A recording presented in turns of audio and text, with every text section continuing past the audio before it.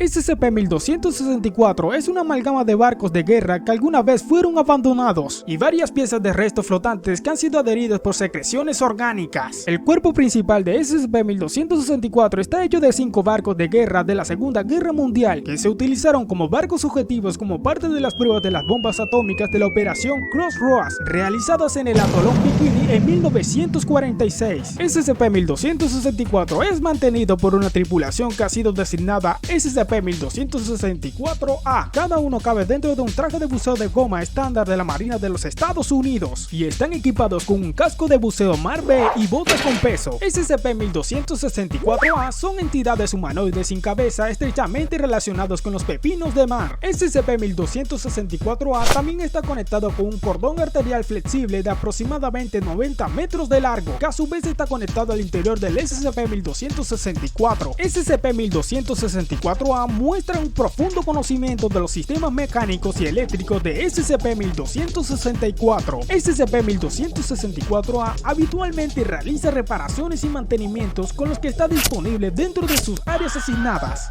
Los SCP-1264-A son característicamente lentos, obstinados y no muestran una inteligencia real propia. SCP-1264-A también segrega un fuerte adhesivo a través de sus guantes que actúa como sellador, aglutinante, relleno a prueba de agua.